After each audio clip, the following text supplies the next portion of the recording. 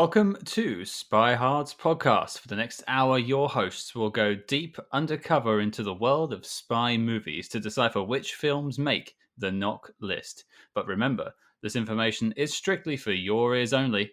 I'm Agent Scott. And I'm Cam, the provocateur.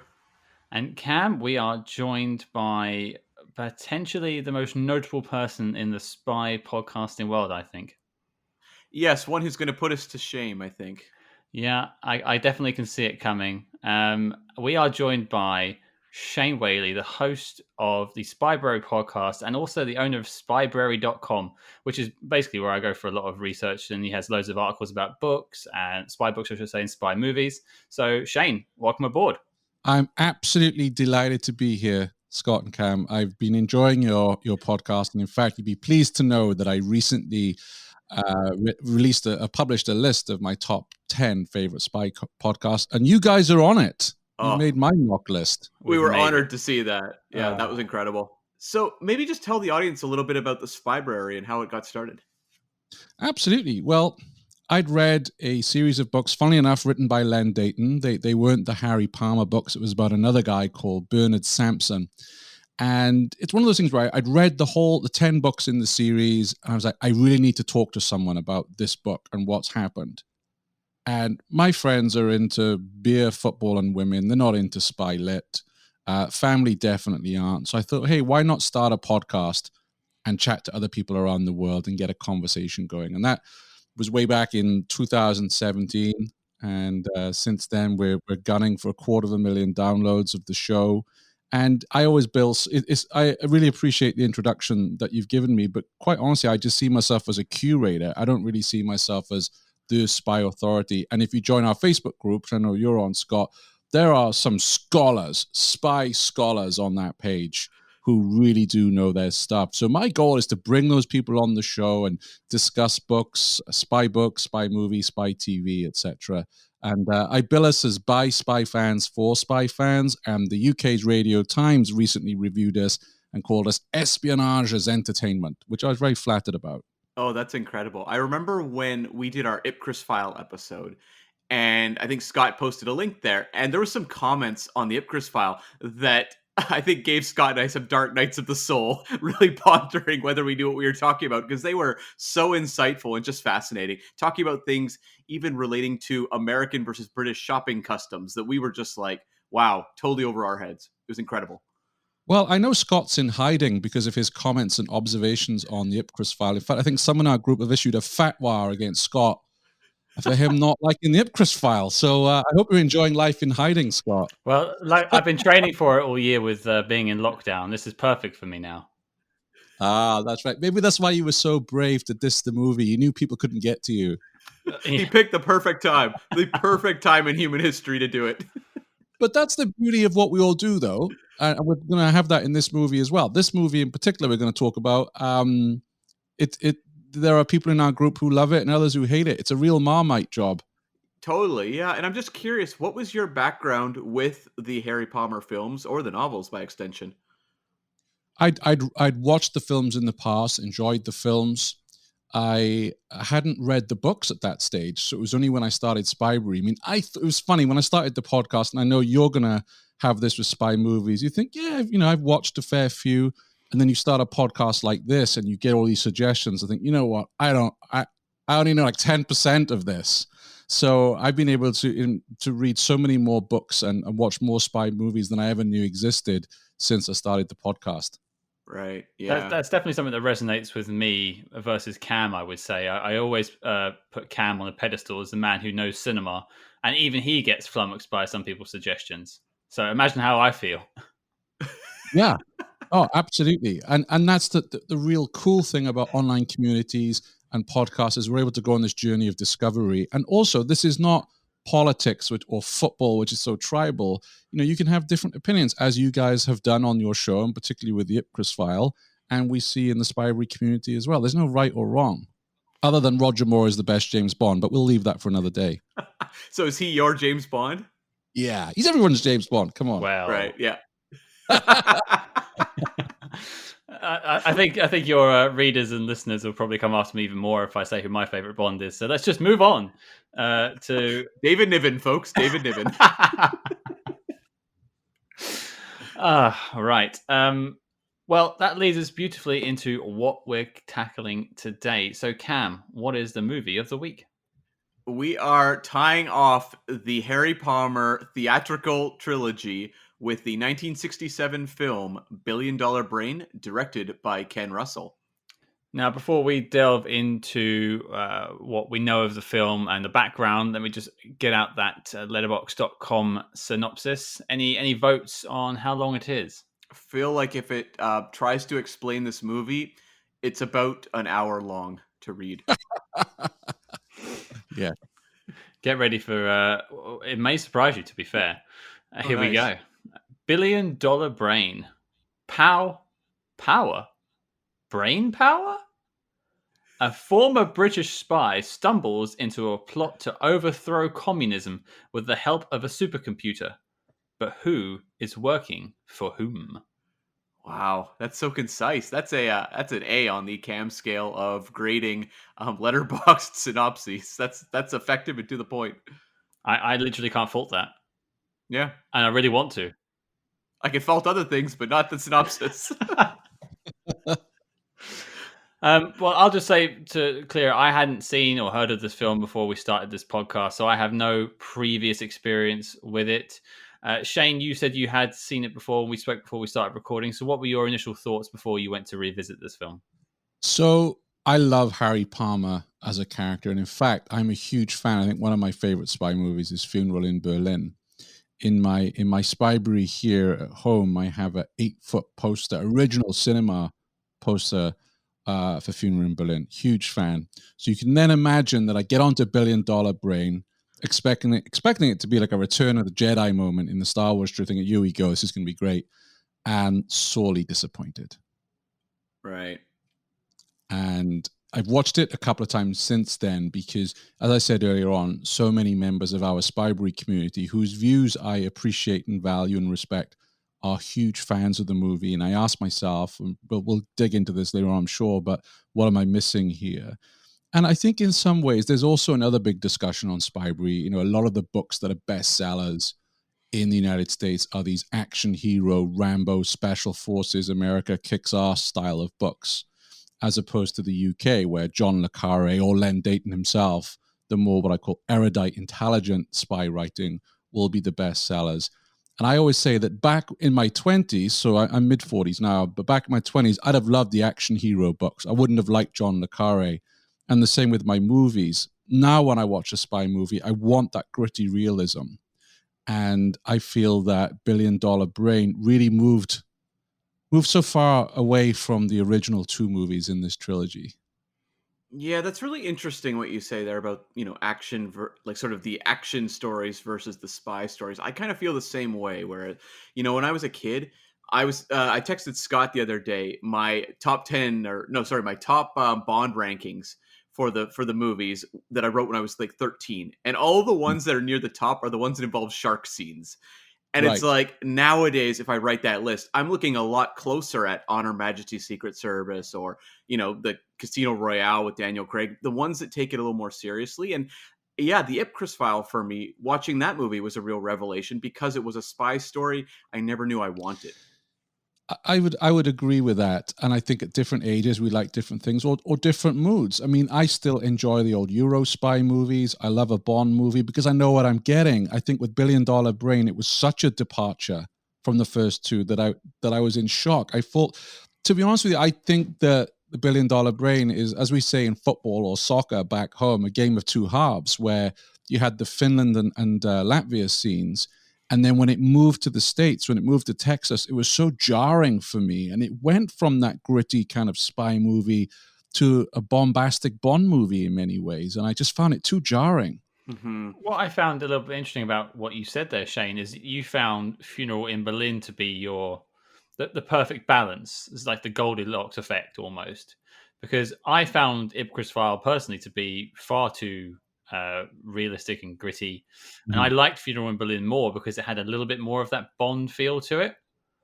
But it sounds like you wouldn't say that about it. Yeah, no, I think it did, but it wasn't bombastic Bond. No, you talked about the fight scene outside. Was it the Albert Hall in Ipcris File? And how much you loved that, Scott. And how much I'm looking forward to the YouTube video of you creating that with Cam post-COVID. It's happening. It will happen. It will happen. Any excuse to push him down the stairs. Exactly. And there is obviously a bit more action fuel in Berlin, but I just think first of all, I'm a huge fan of Berlin as a city. I'm a huge fan of Cold War history. And I have another podcast which is all about the history of East Germany. So that has a lot in its favor. But there are so many iconic landmarks and sites. I've often gone to Berlin and had a scotch and looked at the Mercedes-Benz building and taken myself back to the Funeral in Berlin era. So the movie does have a lot of emotional attachment for me. And I guess I'm glad you didn't invite me on to do that show with you, because I think I would have been, that emotional attachment to it might have got in the way. No, I totally understand. I think we all have those movies too that just speak to us in a way that maybe other people just don't get. Yeah, Spy Kids 3. Yeah, there you go. That's right. Well, Cam, what do we have about this film and how it was put together? Because it didn't sound like Funeral in Berlin did particularly well when it came out. No, Funeral in Berlin was sort of one of those modest performers that did okay enough to justify a sequel, I guess, but it wasn't like I suspect if you're, Harry Saltzman, the producer, and you're looking at the grosses of your James Bond series versus your Harry Palmer films, you're a little disappointed. But they decided to press on, and Billion Dollar Brain was a book that came out after they'd optioned the initial rights for Harry Palmer, and it got a lot of good response. And so Harry Saltzman said, okay, let's do this one next. They skipped right over Horse Underwater, which was the second novel. I'm just curious, sorry, Shane, have you read Horse Underwater? Yes, I have. I could also say there was a huge amount of disappointment within our Spybury community why that wasn't filmed. So it does seem like something that would have made a good movie, you're saying? Yes, definitely. Oh, interesting. Okay. So the rights for Billion Dollar Brain were up in the air, and Harry Saltzman went to Len Dayton to buy them, and Len Dayton demanded $250,000. And so they paid the rights, and the choice of director is interesting because Ken Russell, I think for those of us who know him now, we know him for his cult movies, doing things like The Devils, Altered States, which is probably my favorite of his. And he also did the Who movie, Tommy. So he was kind of a bizarre dude, but back in these days, he was more known for television and documentaries. He had done a 1964 film called French Dressing, which was like a huge flop, but he was looking at getting back into films. And he had a talk with Harry Saltzman. And Harry Saltzman said, what are you interested in doing? And at this point, this is where the stories kind of get a little muddy, because Ken Russell has given two different accounts. One was that he wanted to make a movie about Nijinsky, who was a Russian ballet dancer who had schizophrenia. So it was kind of a very tragic life story. But then he also said he wanted to do a movie on Tchaikovsky, the Russian composer. So I feel like Ken Russell's not the best at keeping track of history in terms of what he wanted to do, but either way, he wanted to do one of those projects. And Harry Saltzman said, no, dude, that's not what you want to do. You want to break into the mainstream and then make those movies. You should really do this third Harry Palmer story, Billion Dollar Brain. And, Ken Russell had a relationship with Michael Caine because they'd worked together in the past. And Michael Caine was very much in favor of bringing Ken Russell on board. And so Ken Russell signed on. But there was a funny anecdote where they said Ken Russell was the world's worst businessman because he received no guarantee from Harry Saltzman whatsoever that he would get to do the movies he wanted to do basically in trade for doing Billion Dollar Brain. They classic Hollywood, one for them, one for me. He forgot to sign off on actually getting the one for me project. Right. How did that work out for him? His career was fine, but, short term, I'm sure it was a little frustrating. They brought on the writer, John McGrath, who was mostly known for TV at that point. He was a writer-director of a TV project called Diary of a Young Man. And him and Russell had worked together on an episode of the BBC series Six from 1964 as writers. And McGrath had also worked with Caine on a 1961 TV special called The Compartment. And so it was three guys who had, common ground in terms of their experiences and relationships. And it seems like basically what happened was Russell and McGrath read the novel, didn't understand it, and decided to just focus on what appealed to them. And that's what they have been quoted as saying. I don't know that that's true, because I have read that they've said that the novel is fairly close to the film. Is that true, Shane? Yeah, absolutely. It's, in fact, I think it's one of the closest to the actual novel than some of the others. So I'm wondering if it's more like they got the notes but not the music, where they understood all the plotting, but Ken Russell, if you've seen his other movies, he's not a narrative fixated guy. Like, he doesn't really care about narratives. I know that, Scott, you haven't seen any of Ken Russell's other work, but he's somewhat akin a little bit to like a David Lynch, and there's a director I know you're very familiar with, who is much more driven by mood and feel and kind of out there imagery than he is by like a tight narrative. Well, for the first time ever, I can actually say I have seen one of the films that you mentioned. Mm-hmm. And I have seen Tommy.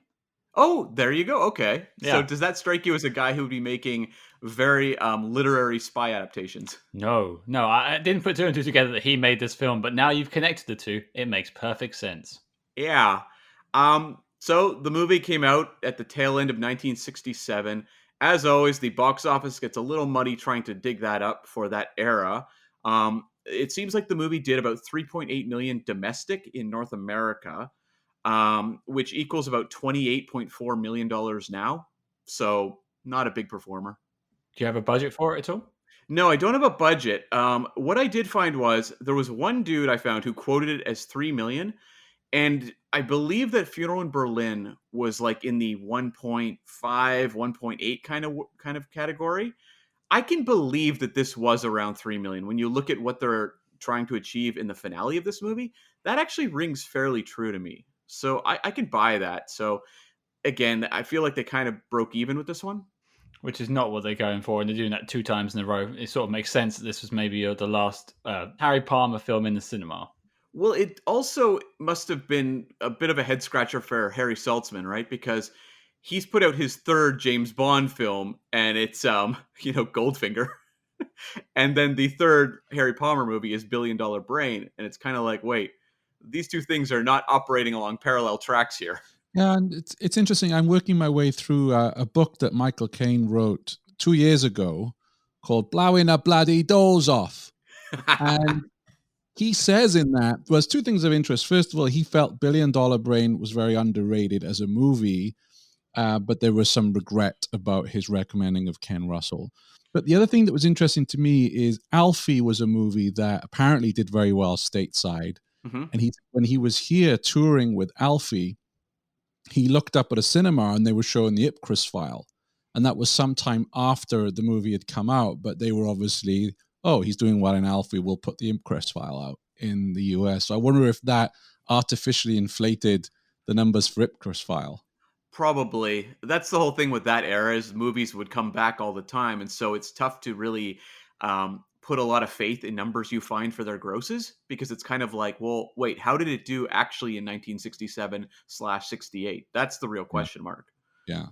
And so, the top three for that year, you had The Graduate, The Jungle Book, the Disney film, and Bonnie and Clyde. 3 major movies. Billion Dollar Brain, nowhere near that top 10 at all. In fact, here's a list of the spy films that beat it. You Only Live Twice, Harry Saltzman's other Bond film. Casino Royale, the Bond spoof. In Like Flint, the second of the Flint movies starring James Coburn. The Ambushers, which is one of the Dean Martin, Matt Helm films. The President's Analyst, also starring James Coburn, more of a serious spy film. And then The Naked Runner, starring Frank Sinatra, another spy film. And Billion Dollar Brain was below all of them. So the movie domestically had a lot of problems. It was criticized for being very anti-American, which I can kind of buy. I read that before I watched the movie, and then watching the movie, I was like, yeah, this is a little weird for sure. I don't know did you guys agree with this criticism? To be honest, I didn't see it that way, and maybe being, well, actually, I'm dual citizen now. But I just saw it as, was this Len Deighton having a pop at the McCarthy era and what that could have become. Right. rather than it being anti-American. But I can imagine how an American might look at that and think, well, they're poking fun at us here, especially the scenes in Texas. I mean, that was not short of the Ku Klux Klan, really, was it? Right. So I can understand the criticism, but I didn't really see that myself. You can kind of understand more so from the point of view of like 1967 America, where there is like a Red Scare going on, why they would be more upset by this movie. Nowadays, I think Americans would be more likely just to laugh at it. And if you think about the Soviets in this, they come across as the good guys. Which was also a problem. Yeah, that's the bit I could see them actually having an issue with at the time, is the fact that you got the friendly Colonel Stock just, oh, hey English, how are you doing? Yeah. You're meant to be rooting for him. It's strange. Yeah. How popular was Karl Malden in the States? Very popular. He's in On the Waterfront. He was a very beloved actor. At this point in time, when you're getting to the tail end of the 60s, I don't know if he's like as up there in lights as he was in the 50s, but he even still has West Side Story coming just a couple years later, a year later or something like that. So he was a pretty well-known guy for sure. Because if you look at the cast list, if I think of myself as American, I look at that cast list, obviously Michael Caine, Karl Malden, but then after that, that's it, right? Where's the star power? I mean, yes, Donald Sutherland has a very small part, but not known, not a major part. So, I sometimes wonder if the cast, if Americans have a problem if there's unknowns in the cast. Oh, I think so. Naked Runner, right? I mean, that's a great book, but I've been told it's a really poor film adaptation, but it has Frank Sinatra, doesn't it? Yeah, and this is the era of the star system, where it is all about selling movie stars, which is something that young people won't get anymore, where we sell properties more so. Back in this era, people went to the movies because of the movie star, for sure. Yeah. Couple little postscripts on this box office performance. After this, Michael Caine was like, okay, I think I'm going to get out of this Harry Palmer business. He was under contract for 5 films, but Harry Saltzman let him go. Obviously, the box office performance made that a lot easier. He was just worried about being basically typecasted in this role and wanted to move on. So they let him go. And Ken Russell apologized for this film for the rest of his career. He would often bring it up at Q&As and in articles where they would write about him. It was not hard to find quotes of him talking about this movie and just what a disappointment it was and what a poor experience it was, just in terms of, I guess, a learning experience for him for what he wanted to do with his career. And just lastly, Françoise Dorléac, I may be pronouncing that wrong and I apologize, but she passed away shortly after this film, or even just shortly after shooting, I should say, in a car accident. So that was a real tragedy. So there's some questions as to whether she was dubbed in the movie. That's never been really confirmed because of uncertainty about whether she would have been able to even loop dialogue afterwards. So I couldn't find any hard data on that, but it seems like it is a question that gets kicked around quite a bit. It is interesting that you say that it's the era of people going to the cinema to see stars, but I thought Michael Caine at this point would have put butts in seats. Alfie, I think, would have really done a lot. So I think he would have been a draw. I don't know if, was Michael Caine the draw that, some of the other stars we talked about were? I don't really know if he was as much in America. I mean, he's not Cary Grant at that point. Sure. He's not got that sort of sway. He's also falling into this period where you're introducing a lot of the new Hollywood actors, people like Warren Beatty, for example. I'm just wondering if he fit into that kind of mold, which is really drawing people in as well. And other than Zulu, he'd mainly played Cockney characters. Yeah. And I'm wondering in 67 or at that era, was that an accent that was tricky for Americans to understand? That's a good question as well, yeah. I mean, I struggle and I live here.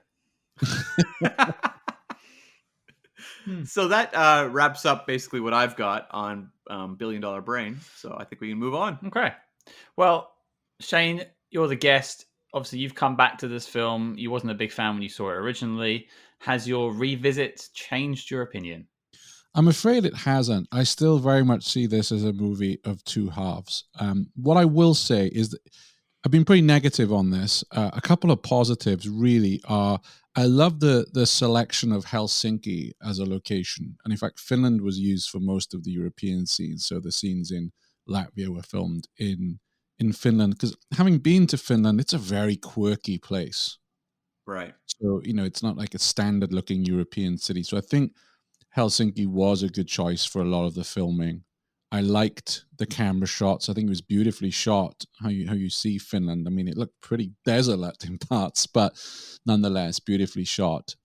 So that they were elements of the movie that I liked. I did laugh at some of the humor, particularly the scene, and I think every Brit will laugh at this, when he's in the sauna with, the hot woman and Karl Malden, and they invite him if he wants a brandy or a vodka. He says, "Oh, a cup of tea be good."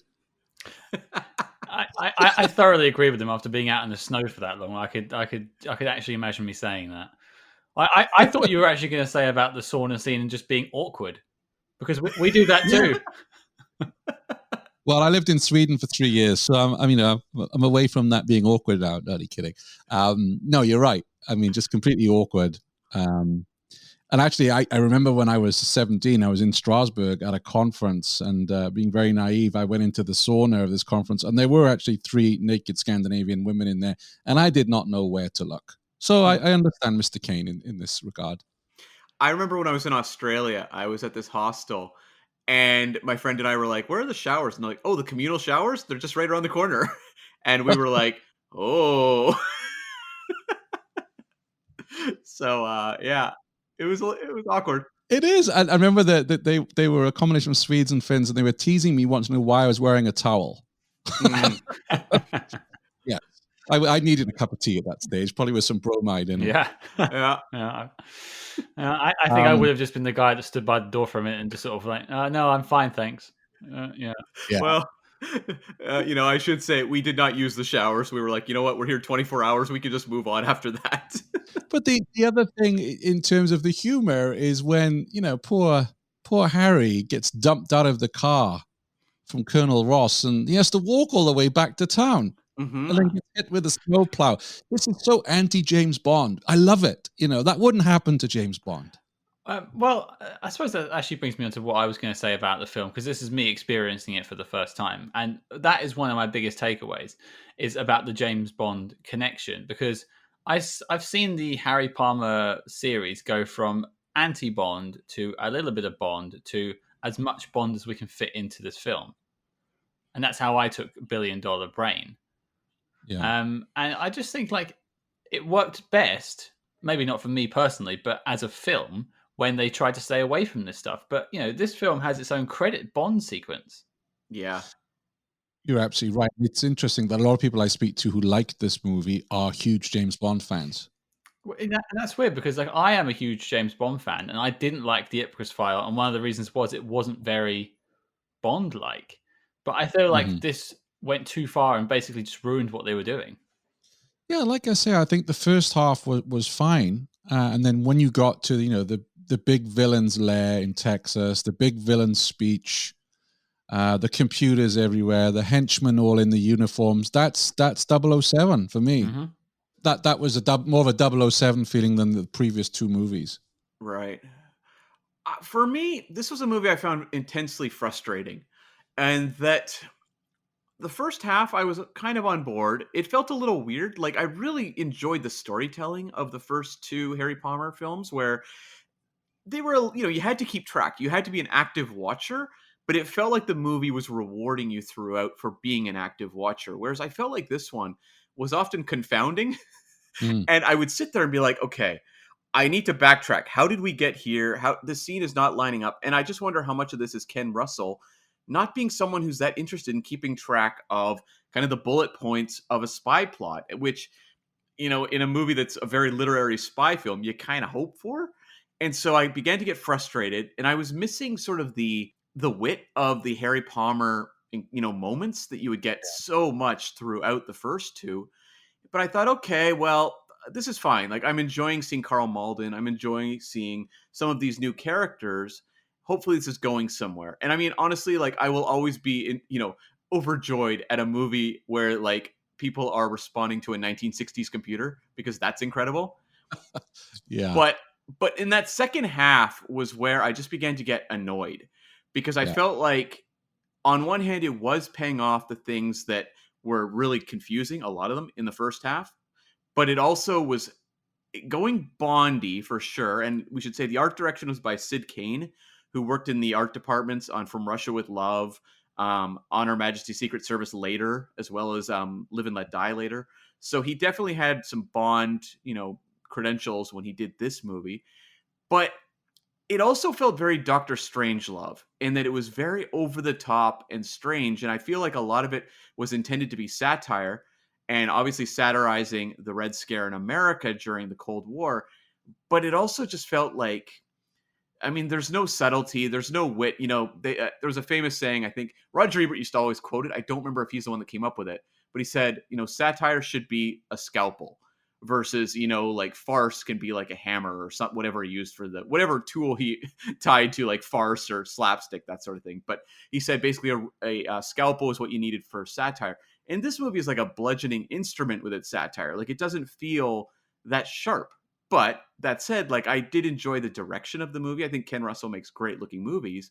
I just found this movie so frustrating, though, in a way I did not, anticipate going into the third Harry Palmer film. Let me ask you this. If this was a standalone movie, it was a one-off Harry Palmer movie, there's no Ipcress file, there's no Funeral in Berlin, would you have enjoyed this movie more? I think so, yes. I would have been more willing to meet it on the terms that it was coming at, which was kind of strange. This one, I'd been so indoctrinated into kind of the feeling of a Harry Palmer story and sort of the joys of that franchise and the payoffs you expect in that franchise that this movie just doesn't want to give you. So it's like, do I criticize this movie for doing its own thing and Ken Russell kind of just being a little bit of a strange dude versus the expectations I bring to it? I don't know. Like, there's so many carried over elements like, Colonel Stock and Ross and all these various elements that were obviously introduced in the past films. So I don't feel it's unfair to have the expectation that you're going to get the similar kind of feel. And I think James Bond had set a template. Harry Saltzman had done this before. So it is a very strange movie. And I think if it had been an original property, it wouldn't have grated on me as much. I may not have liked it very much, but I would have at least appreciated that it was doing something interesting and weird. Yeah, as I say, I still, I find it jarring because if we go to the opening scenes of Harry Palmer's office, which is sleazy, grubby, bit run down, women's underwear under his bed, when Colonel Ross is in there, that's Harry Palmer, right?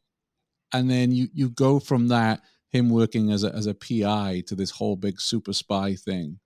I just thought they started it off really well, and then it just, like I say, the second half is where I kind of tuned out because it deviated from that so much. I'm surprised there wasn't more hesitance on the part of Harry, because if you look at where Funeral in Berlin leaves off, he doesn't want to be part of this spy game, more or less. He's so disheartened in what Colonel Ross was doing.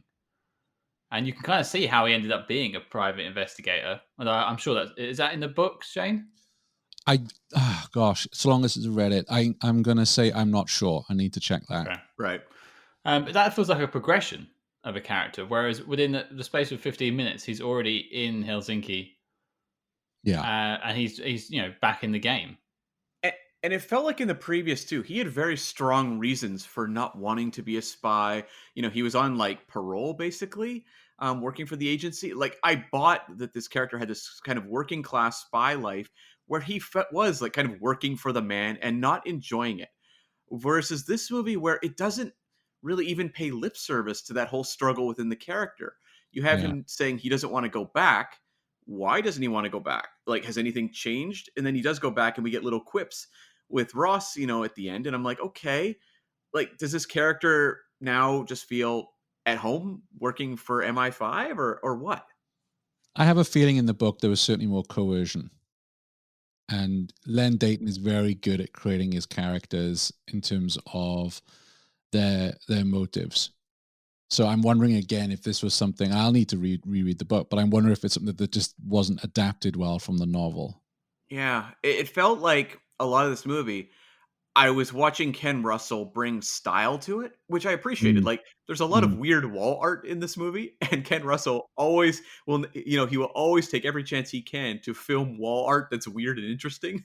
So, like, there's a lot of red in this Wait, movie. since when has naked women been weird art? It wasn't just the naked women art. There's a Oh, lot of okay. art. Every time there's art in a room, he's like, I got to show this. There's a lot of red in this movie. I appreciated that this throughout this movie, there's all these vivid red images. Ken Russell is a stylist, and I think Michael Caine even said like he's an emotional filmmaker and he is a madman. Like he makes very strange, abstract movies, and he was the wrong guy to make this movie. I think a lot of what's interesting about this movie is the stuff that Ken Russell's bringing to it in a weird way. He's both making this sequel very frustrating, but he's also making the movie kind of more interesting than it has any right to be. Mm-hmm. I still feel like I would rather have had the team behind Funeral in Berlin just tackling this script. Well, you'd have better continuity when you're bringing back returning characters for sure. One of the scenes I really liked, and it's not even related to the movie or the book. I just thought it was really cool, and probably health and safety wouldn't let you get away with it today. Did you see that kids' playground ride? Oh, the death trap in this film. Where it was like a Ferris wheel where they were supposed little Finnish kids were just spinning around. I was like, wow, that looks cool. You had the elevators in Funeral in Berlin, and this playground death trap here. They never get away with it today, right? Those kids flying through the air. But still, that was those things in Berlin still exist, so maybe these things still exist. Maybe. I didn't see any when I spent time in Finland. But yeah, maybe I'll ask around and see if they're still there. If not, maybe I should put one in the back garden. Looks fun to me. I'd go on it. I am so with you though, Shane, that the Helsinki setting of this movie does add a lot. Like you can't argue that this movie doesn't look great, and the way they tie in the atmosphere of Helsinki is beautiful. Yes. And the whole finale on the ice, which was a tribute to Sergei Eisenstein's 1938 film Alexander Nevsky, is audacious. It's not something I'd ever really seen, and I was really wowed at just the sight of all these tanker trucks crashing through ice. Like it's beautiful work from Ken Russell and his whole effects department. That's the sort of stuff that like it feels like it's in the wrong franchise for a Harry Palmer, world, but those are the moments where I at least sat up and appreciated what I was watching on a visual level, and just kind of digging that Ken Russell, when he has a vision, he can achieve it. Yeah, and remarkable that was all polystyrene filmed in a giant tank, apparently, using real vehicles. Yeah, it's absolutely nuts. Like, it looks like $1 million for sure, or $1 billion. Well, and again, that's what lends it to be rather Bondian. Okay, the whole thing didn't blow up and everything as it does at the end of a 007 movie, but it's still that big finale set. Mm-hmm. Yeah. I think by the point the tankers were diving into the water, I was completely lost. Not lost as in I wasn't understanding the plot, but just lost as in, what is this? Yeah. I'd seen like a Nazi speech, basically, and I just think, what? Yeah, you have that big... It's weird, like the movie Patton came out after this movie. It almost feels like a Patton speech, but he's got the, I guess, some sort of American Eagle logo, but it very much... it's very similar to the Nazi Eagle symbol. Very, very similar. And it's kind of this weird, like fascism moment. And I guess, a lot of it feels like it's satirizing America's response to, the communist scare could tip into something a lot scarier. And I mean, obviously with the McCarthy hearings going on in America, that was the case. So like, I can appreciate that the movie wants to tackle these kind of themes. It's just that it's done in a way that's so over the top, it feels like it belongs in a different movie. Well, the personnel carriers being disguised as the company's oil tanker trucks. Yeah. Again, I keep saying it, and I know that some of my listeners are going to be furious at me for this, but this is what makes it more of a Bond movie to me, or a, super spy 60s movie. Fantasyland was, I mean, they were cool. I liked how they did it, but like you're saying, it just didn't, it was too jarring for me. It felt too big. I was going to say, you've got all the guys in their little jumpsuits. That basically happens in most of the Bond films, or the henchmen in the coloured suits. And then you've got like Ed Begley's character drowning in that little bubble at the end, screaming at the camera. Like, yeah, it's so bizarre. It feels too big to me for Harry Palmer. Like when you look at what he's dealing with, the missions he's on in the first two, I buy those missions and I believe that this is the guy they would send on these missions. In this movie, I'm looking at it going like, "Where's Superman? Yeah. We need Superman." Well, yeah, because like the biggest, well, I don't know, the biggest action scene in Ipcress File is the tumble on the stairs, and then it's followed up with, I don't know, the most tense action scene in Funeral in Berlin, which is an exchange of a coffin over Checkpoint Charlie. Yeah. Yeah. And then this is what 1,000 troopers being drowned in an ice lake. Well, I'm curious from you two, how did you feel, maybe starting with Shane, about the whole concept of this supercomputer running things? Like, did it feel, I don't know, does it feel creaky now, or is it something that still holds up? No, completely dated. I mean, there's more power in my iPhone. Yeah. So, but again, you've got to put yourself back in the 60s where this was a big deal. So, I don't hate on the film for that. And I think at the time of writing, I mean, Len Dayton was the first author to publish a book via a word processor. So he was very into his technology. Oh, So that's I interesting. imagine when he was writing that in the 60s that it would have been, bang up to date. So I don't hate on it for that. It's just, when it was published. What about you, Scott? I just saw it and I just thought Landrew the entire time. Yeah, you know what? I'm on the same page as you, Scott, in that I guess there was, a real 1960s anxiety about computers and artificial intelligence. Scott and I both are very familiar with the original Star Trek series, and there's a lot of episodes where computers have taken over a planet or have caused some Right. sort of horror.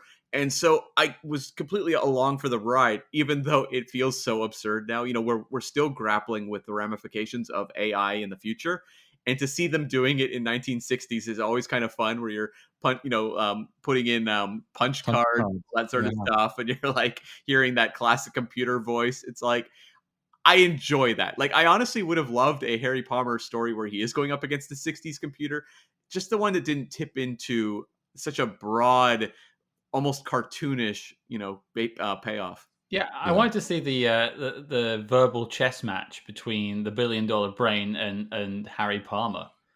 I really thought we were going to get that. Like, Yeah. I thought this movie, given the trajectory of the first two, we would see more of Harry Palmer having to match wits with a computer.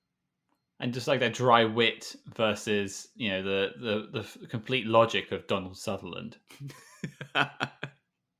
But then also talking about the wit, I've referenced in our conversations there how this film, the second half, is Bondian. But then when you look at that final scene in Texas where General Midwinter is going to kill Harry Palmer, and unlike Bond, he doesn't have a gadget. He doesn't have a Bond girl stood behind the villain who's going to, knock him on the head. He has to rely on his street smarts and his wits to get the general to look at the camera to see where Leo Newbegin is.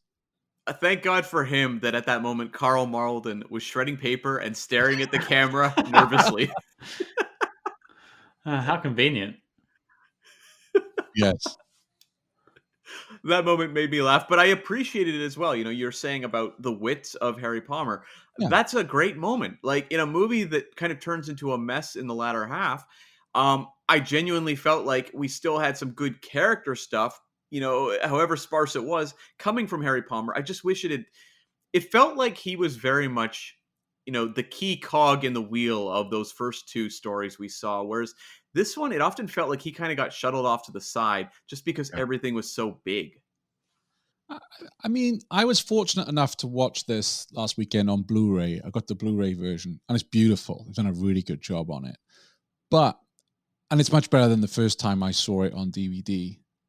But I do wonder what I would have thought had I seen this on the big screen, or how it looks on the big screen. Would I have enjoyed it more?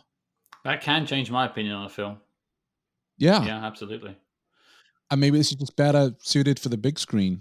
I would wish my local cinema would do that. Yeah. I don't see it. But $1 billion brain sellout. Really? Yeah.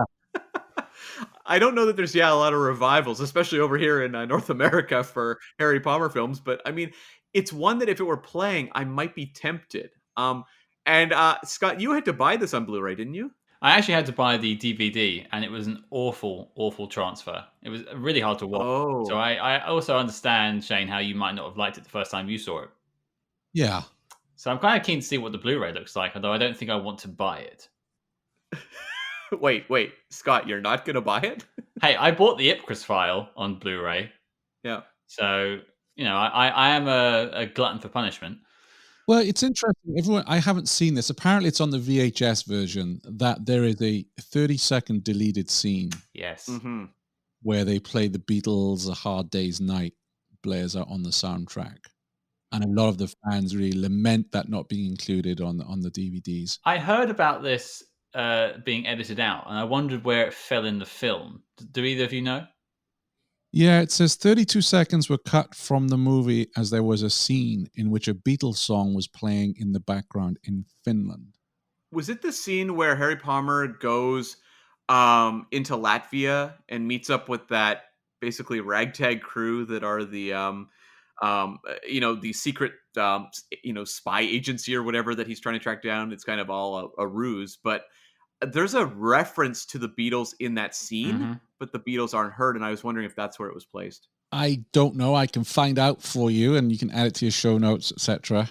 I'm sure some of our scholars will tell you exactly when that was, because apparently it is on the VHS version. Right. Because Okay. the guy runs up and goes, "Hey, English, want to buy a Beatles record?" And you're like, Yeah. is that what you Yeah. ask all English people? No one's ever offered me to buy a Beatles record. Well, it was the 60s. That leads us on to a good topic. What did you think of the soundtrack? I actually really dug it. I wasn't as impressed with the score for Funeral in Berlin, but I really dug the score for Ipcris File. And this one by Richard Rodney Bennett, it's very distinct. It feels, you can totally feel some of this score as being similar to something you would hear in one of Ken Russell's crazier movies. Like, it definitely gets a little more strange and outlandish and weird, but I really dug how much atmosphere it had. For me, I put my hands up when we spoke about Funeral in Berlin with Duncan that I didn't pay much of attention to the Ipcris Files score, although I have heard and I've been told since it's one of the better scores of the 60s. And then Right. he was very disappointed in Funeral in Berlin, and I paid attention with that film. And this film I felt was better than Funeral in Berlin. What do you think, Shane? I liked the music in the first two, particularly Ipcris File. This one I thought was okay, but you might be familiar with this, Scott. There was a 70s cop show called The Sweeney with John Orr and Dennis Waterman, and they made a second movie called Sweeney 2, which I'm a big fan of. And it's weird. The theme music they use for that is very, very similar to the main music they use in this piece. So it confused me. That sort of sweeping piano thing. Yeah. Okay. I'm trying to think if I remember what that sounds like now. Yeah. Sweeney 2 is an obscure movie, so I'm not saying you should go watch it. But if ever you do, you'd be like, oh, yeah, $1 Billion Brain. There you go. So it wasn't nicked or anything, but yeah, that was... it's like you watching Star Trek and hearing some music. That's out of Star Wars. It would confuse you a little bit. Yeah, I could see that. One of those geek things. Hey, we're all about that. I mean, I just I didn't find the score of this film as obtrusive as Funeral in Berlin was. That bit at the beginning where they like got the umpire music, as Duncan called it, and I just remember that standing out to me a lot when I heard it. Yeah. Whereas this was just kind of there. But this movie also gets so much weirder. So, like, the score kind of complements that. It's in many ways almost like forecasting the weirdness to come in the first half, where I felt like I was tuning into more of a, not a standard, but just sort of the expected Harry Palmer story. And the music's kind of strange. And I'm like, well, that's weird. But then the movie is almost forecasting that you're going to go into some very bizarro, almost like surrealistic territory. Yeah, I think it was very fitting. Yeah. So I dug it. Yeah. Okay, well, let's have a quick run through of our key actors in the film. Obviously, we have Michael Caine reprising his role for the third time as Harry Palmer. We have somewhat spoken about him, but how do you think he did coming back to the role? Honestly, in parts, it felt like he was phoning it in comparison with the first two. I felt that maybe that was because just how wacky the adaptation was, and as we said earlier on, he wasn't always central to the movie, so he definitely seemed not as on his game as the other two. But I don't know if that's just he was having off days or was it the script. Yeah, I missed sort of the cynical distance he had in the first two, where he was always involved in the plot, but he would give off the impression he didn't care. Mm, And you always would have those snide remarks and the kind of the withering responses to things that would happen. And it felt like he was a very distinct character. You know, you can say that the Sean Connery Bond that's created in the 60s is very specific. It felt like Harry Palmer was very specific in his own way. In this movie, I felt like a lot of that just got kind of lost because a lot of it was him just kind of, being passed around, going on these missions he didn't seem to understand, just more of a passenger in the movie. yeah. And when you did get little quips and whatever, they felt almost more mainstream. You have that bit, where there's like the virus laden eggs that are being passed around throughout this movie. And at the end, he brings them back to Ross, cracks open, and there's chicks, and he makes Yeah. the joke about, well, I'll take 200 pounds. It Yeah. felt like the type of quip you would see in almost a James Bond movie versus the other ones, which the humor was it was just very like almost like bitter, which I dug, and this movie just kind of lost that. So Michael Caine's not bad. He's a great actor, but it's just not. He doesn't feel as engaged, and I kind of don't blame him. Mm. I found it bizarre because I listened to an audio interview of him I found on YouTube from the set of this film. And Hmm. he was, I mean, it might have just been, actor, PR, spin stuff, but he seemed to be really enthused about playing the character again. You could take it either way, like I say, but he was talking about like how he envisions the role, how he likes to imprint how he is in his acting career on Harry Palmer at the time and stuff. So I thought this is really fascinating, and then didn't see any of that in the film.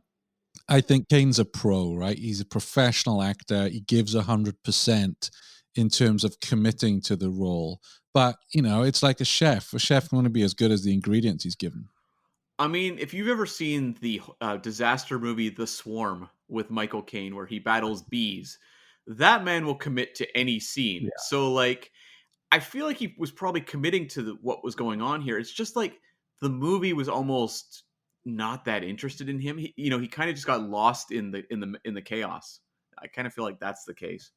Yeah, I would agree with But that. then he is almost always there. So I don't know how that film has managed to lose him. But it feels like the events of the first two are filtered through his perception of them versus this movie where he just feels like more of an observer. Okay, well, I mean, in terms of other returning characters, we have Oskar Homolka. English! English! Brilliant. Steals the show. Yeah, I loved seeing him come back. I had heard he was returning, and as soon as I saw his cheerful face, I brightened up. Yeah. He's a lot of fun. It's always fun when you watch, a James Bond film and you get those recurring characters like a Felix Leiter or something or Moneypenny. And I love that Harry Palmer has his supporting cast that pops up too. And this is a very colorful character, which I appreciated. He's someone that does stick in your memory. And I like that he's, a Russian character that we actually find fun and he's somewhat trustworthy. He may not put all his motives on Front Street, but he does tend to work on the same side as Harry Palmer, which I dug. I don't think you're ever going to hear a comparison between Moneypenny and Colonel Stock ever made again. Mark that down, folks. That's a true amazing comparison there. Can you imagine him sitting at the desk as Harry Palmer comes in and throws his hat on the hat stand and then like just try and chats him up on the desk? I want to see it. Let's get that Ipcris file, part 4 going. And what an entrance, right? Well, he comes in as the room service guy, right? I mean, what an entrance in this. Oh, yeah. Homolka, not Moneypenny. Ah. I was like, where was she? Was I that out of it in this film? You might have been. We might have been like that.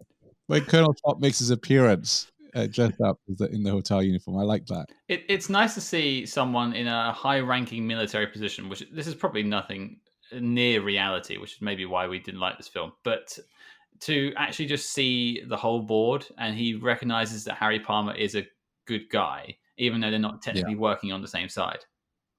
Yes. He didn't need to look out for Harry. Well, it adds a little bit of humanity to a very dehumanizing job. These spies, they basically work for their governments and they've got to do very dark things. And I like that these two relate to each other as humans, even if they, are on sides that occasionally don't get along great. Well, we've got our James Bond and we've got our Moneypenny. That means we need our M. and that's where Colonel Ross steps in. I'm a big Colonel Ross fan at this point. I mean, anything that brings continuity to the series, I dig. And at first, I really struggled with this character because he just didn't grab me as much as his counterpart in the Ipcris file, Dobby. That was a character I loved, but I've really grown to dig Ross. He's a character that I like how he's kind of a jerk. I agree. Again, you talk about recurring characters. I was glad he was in there and it wasn't someone else, because it definitely needed that continuity. And he's just, you can't swear on your show, but he's fatherless, right? He's a right B. Oh, yeah. Yeah. It was nice to see. The reason why I like Colonel Ross is he is the guy that is always exasperated with Harry Palmer. Yeah. And he's constantly just like, oh. And that's how I feel when I watch these films. So it's just great to see. Well, you think of how many American cop movies in the years that would come after this featured, the captain or the sergeant or whatever that's always reading the riot act and taking the badges away. Like, Ross kind of has that down, in the 60s. And actually, it's a common thread in much of spy literature where the boss is exasperated with his agent. You even have it with M. Yes, there is, a bond between M and James Bond. But, you look at that Man with the Golden Gun and some of the more Roger Moore movies, M's totally exasperated with him, even though he's his best agent. And that runs throughout spy literature. And particularly in a lot of Len Deighton books, there is that almost classist, the agent is working class and the boss of the department has got the old school tie going. So you see a lot of that go through spy literature. This one didn't have as much of the commentary, I felt like, on class as the previous two did, though, which I kind of missed as well. Well, I guess it was tough with it being in Helsinki and then dealing with Texans who apparently have no class.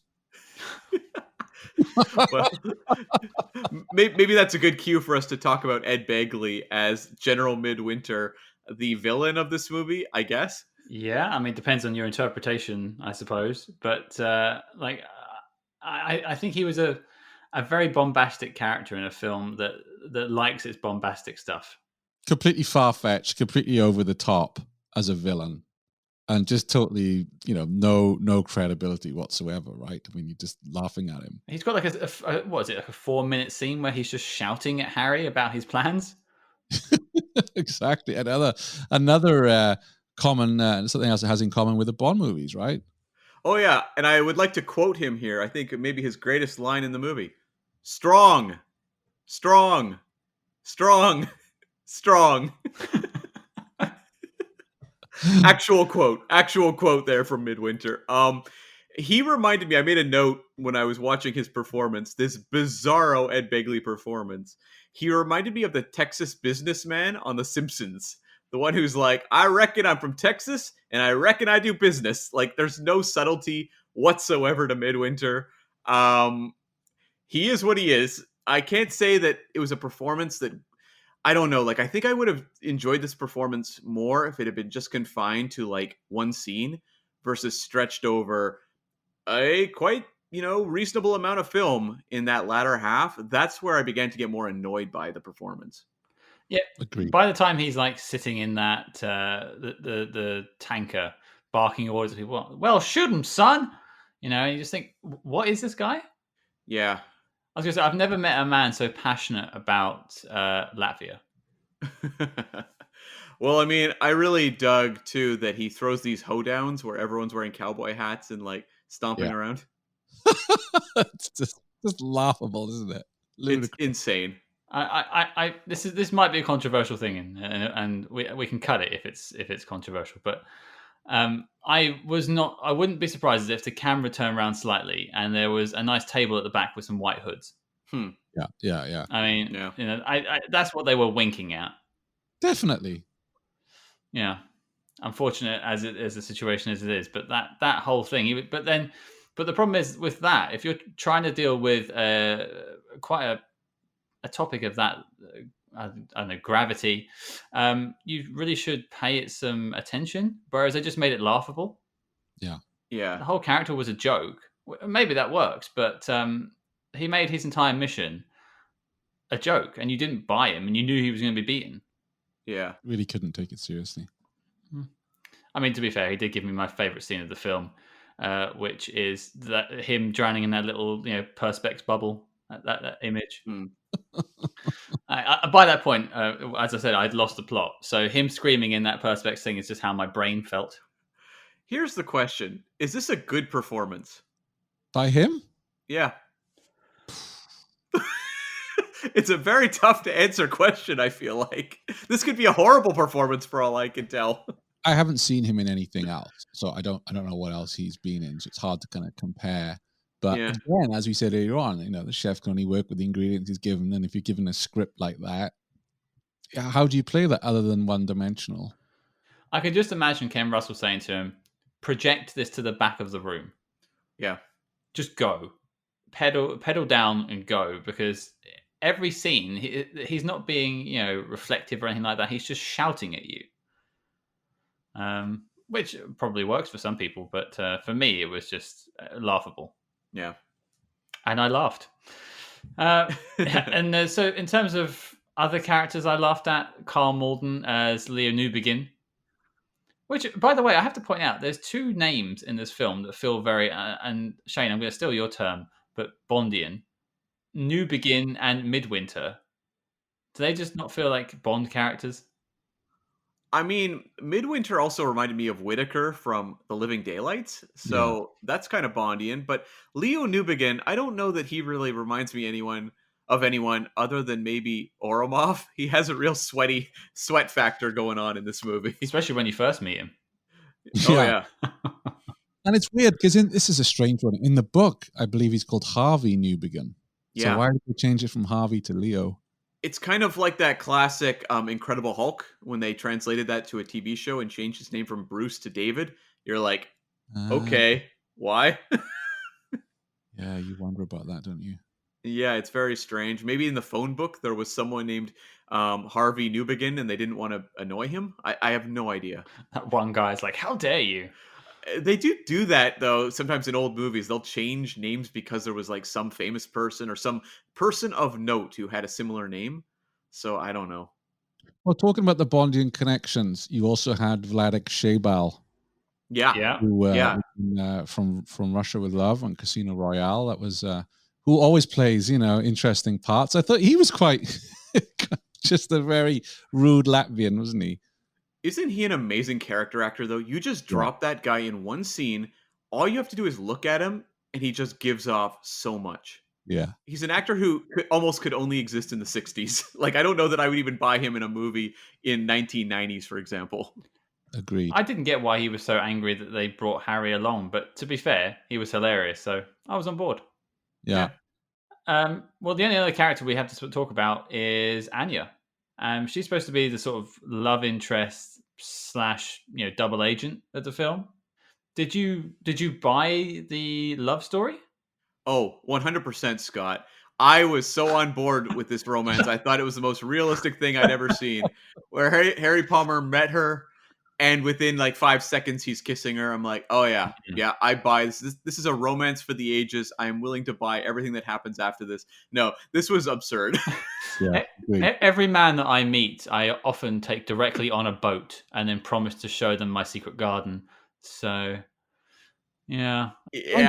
Those fins are a bit crazy. We'll say that. If you spend winters in Finland, it can do funny things to you.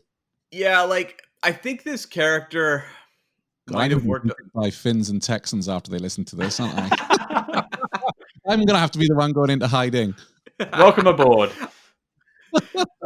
I think I would be more forgiving of this Anya character who has a whole Basic Instinct twist to her where she stabs men in the back with like ice. I don't know if it was an ice pick. It sure looked like one, but I'd be more forgiving of this character if I didn't have Samantha Steele in Funeral in Berlin, who I feel like brought so much more to the concept of, the female agent sort of love interest in that film versus this one that just feels like, I can't remember what movie it was we were talking about, Scott, but I said that I get really fed up in movies where I have so many double crosses or triple crosses or quadruple crosses that it begins to get frustrating. I think I cited Pirates of the Caribbean at World's End in that review, but that was kind of the case with Anya here, where she has so many moments of, pulling crosses on people that I just by the end was like, I don't even know. I don't know who this character is at all. Yeah. What did she call it when she, like, in broken English, a double cross? Was it like a cross or something? Something like that, yeah. Yeah. Yeah. She crossed too much. But I think as soon as she started butchering that cello, Oh. That was awful. That was dreadful. I had a similar response to her cello playing as I did to Ed Begley's performance, where I'm like, is this good? Because I don't think it is. where am I? What is this? I wasn't sure if she was supposed to be playing it correctly. That's the bit I wasn't sure if it was a joke, like a wink at the camera. Like, was she Yeah. just jolly from her time in the sauna? Yeah. I have no idea. There was also a very strange moment with her. I don't know if you guys picked up on it, but there's the scene where she tries to kill Harry Palmer, and then there's like a struggle. Oh. And this prolonged struggle is like a montage made up of upskirt shots. It's very weird. That scene made me feel awkward. Yeah. I wasn't sure what they were trying to get at. I know it was like not a steady cam, a handy cam, like they're just sort of whatever it is. Like, I don't know what the word for it. I'm sure Cam can figure it out. But where they're just sort of tracking them across the room and it's all over the place. But I didn't get what was going on. I didn't know why they had to do it that way. It just felt a bit icky. Well, you watch some of Ken Russell's more surrealistic films, and he does weird flights of fancy like this where it's very much like a mood thing. It's setting like a strange tone, it's trying to capture you more emotionally than intellectually. But I don't know what emotionally this was trying to communicate to me other than discomfort in a way that I'm not sure I should experience, because I don't think Harry Palmer's wrong to be basically trying to, subdue someone who's tried to stab him in the spine. Yeah. No, I think he's got every right to defend himself. Yeah. He's just throwing her out the building. It's not like he's like beating the living daylights out of her. No, not at all. Yeah, it's a very strange sequence that really jumped out to And me. yet you feel like he is beating the living daylights out of her. Yeah. It's weird how they've managed that.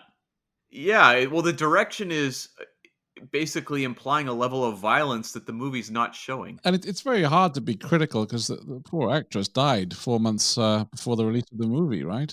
Yeah. Yeah. And so we could even say we maybe don't even have a good register on the performance if there was indeed dubbing going on, right? Like, we don't really know. I tell you who steals the show is we haven't spoken about him, but Stanley Caine. Superb performance in this. Michael's brother. He was the man who brought him.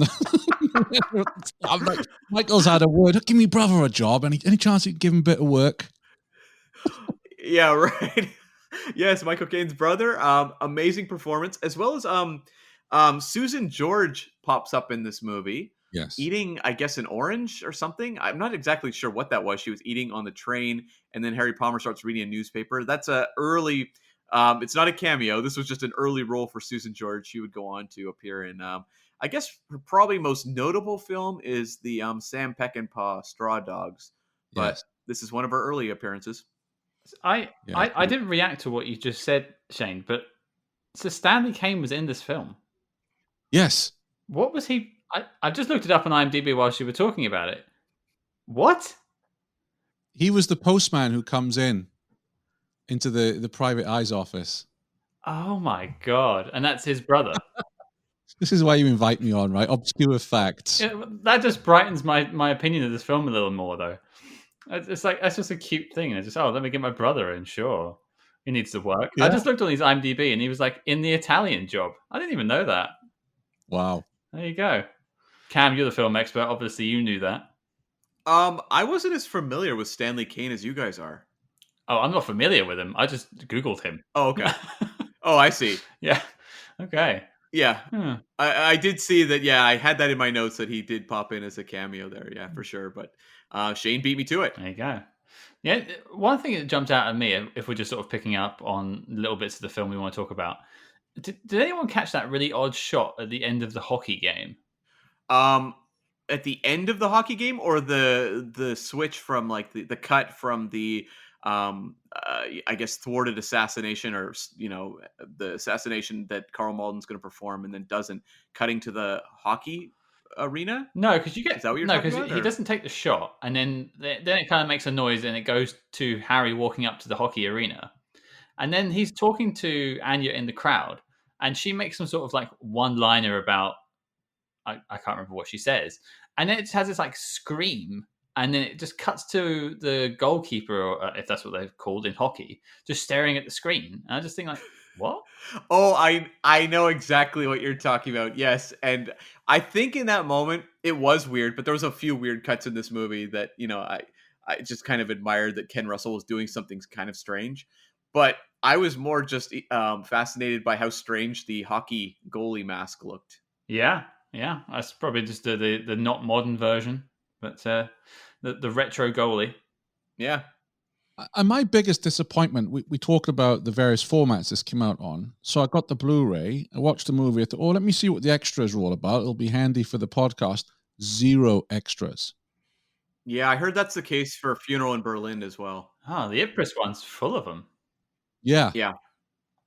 And it would have been nice to have heard commentary, because it may have answered some of these questions we have. So I was very underwhelmed having no bonus content.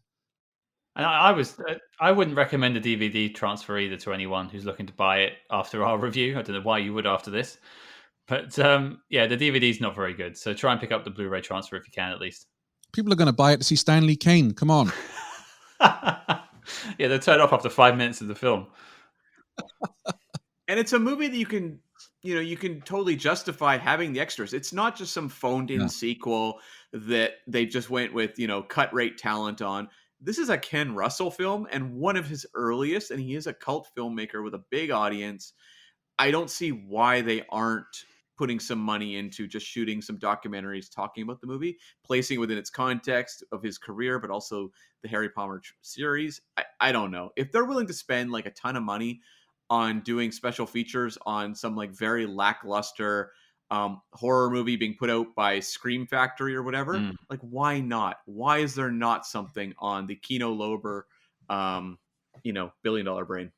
Yeah, disappointing. And he wondered if Michael Caine would do commentary. I mean, the book I'm reading of his right now, he narrates the whole thing. So he's in his mid-80s. He's not flat out with work, I mean, Roger Moore, for instance, I'm sorry to repeat, to talk about the best Bond again, but, he did a lot of audio commentaries and all the Bond Blu-rays, I believe it was.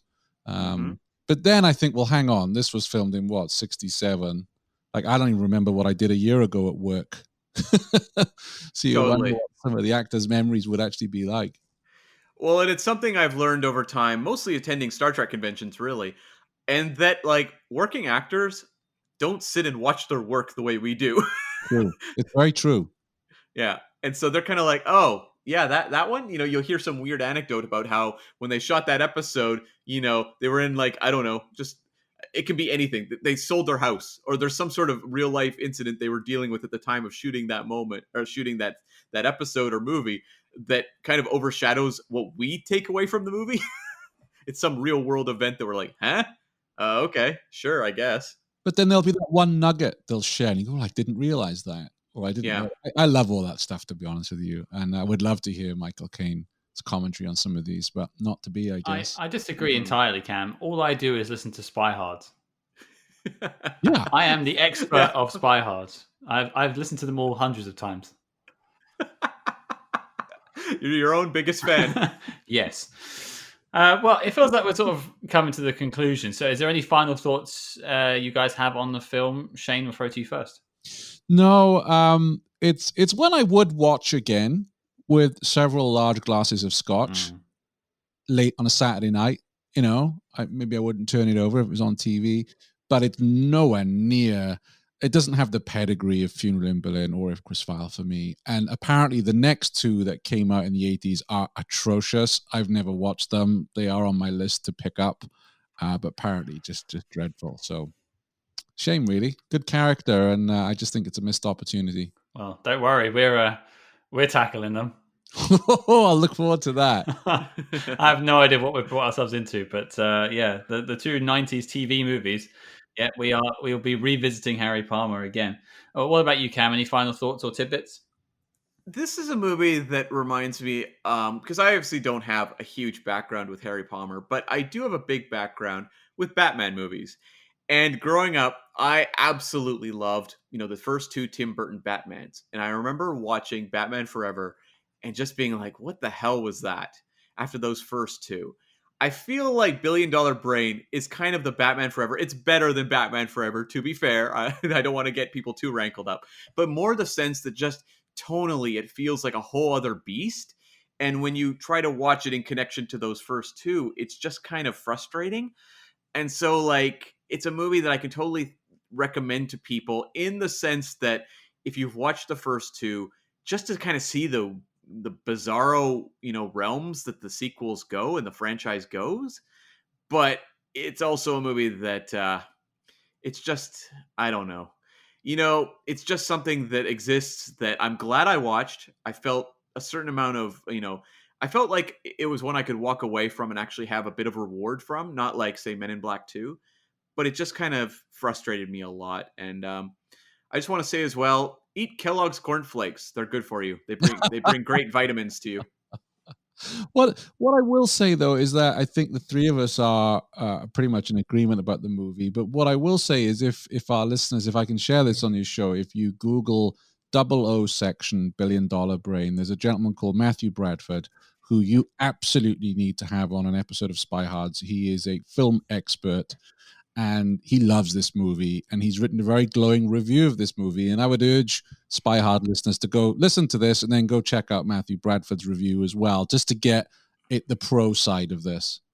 For sure. And there's a lot of actually critical reappraisals of this movie. Some of them that will tackle it from the point of view of being somewhat of a satire on the 60s spy movement. There's a lot of good writing out there on this movie, so definitely check it out. It's not like we're going to tackle on this podcast sequels that maybe even the next two Harry Palmer sequels that are just like, there's nothing really to say about them maybe. But this movie, there's a lot to say, especially within the context of Ken Russell's work as well. Yeah, absolutely. And I just think, for me, Shane kind of hit the nail on the head in terms of pointing out that this film may well have been better if it had nothing to do with two films that came before it. And I've had that picture in my head, I can definitely see it that way. But for me, ultimately, I'm not going to give you my whole opinion because I'll save that for the knock list. But it was just a letdown. Yeah. Simple as. I feel like it had a good cast. It's got some good names behind it, and it should have been better than it was, unfortunately. I would love to have heard more about the Harry Palmer Detective Agency. I don't know about you guys. Definitely looking at those photographs that Colonel Ross was uncovering, looked like he had a jolly old time. I often go and look around in my divorce drawer. Well, okay. Question time. Does Billion Dollar Brain make the knock list? Shane? No. Done. Okay. Well, Cam, you're the one who's going to decide whether my vote means anything. So go for it. Yeah, it's a no from me. Funeral in Berlin was one, didn't quite make it in the list, but I contemplated Funeral in Berlin a lot more than I contemplated this one. This one's it's a mess, kind of a fascinating mess, but a mess nonetheless. You're a poet and you didn't know it. I know, right? This film, it just feels like they squandered in the opportunity they had to make a good follow-up to Funeral in Berlin. I really enjoy Funeral in Berlin. I didn't really like Ipcris File, but somehow this film has managed to be worse than the Ipcris File in my book. Oh, that's interesting. Yeah, I would rather go back and watch Ipcris File again. Yeah. Well, at least it was doing something. True.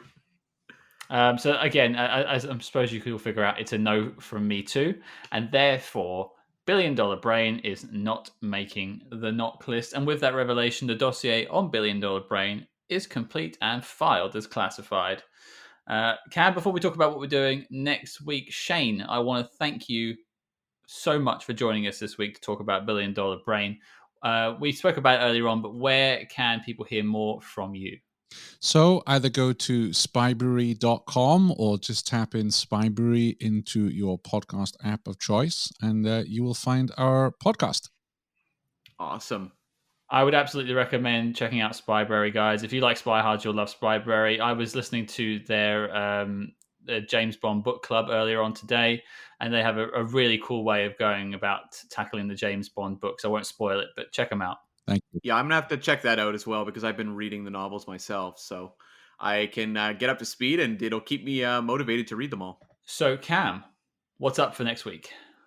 We are going to the year 2016 to talk about the Dwayne Johnson Kevin Hart comedy Central Intelligence. I have no memory about this film apart from the poster where I think it points out the height difference between the two of them. Really? Did they go to that? Did they go to that well for comedy? I didn't know that they did that with Kevin Hart and Dwayne Johnson. It's a new thing they're trying out. Yeah. We'll see if it works. So your mission, should you choose to accept it, is to watch Central Intelligence and join us next week. Don't forget, you can check out the knock list at letterboxd.com/spyhards, where you can find all the films we've tackled so far that have made the list and have not made the list. And you can, of course, follow us discreetly on social media at SpyHards. That's SpyHards on Facebook, Twitter, and Instagram. But until next week, listeners, good luck among the shadows.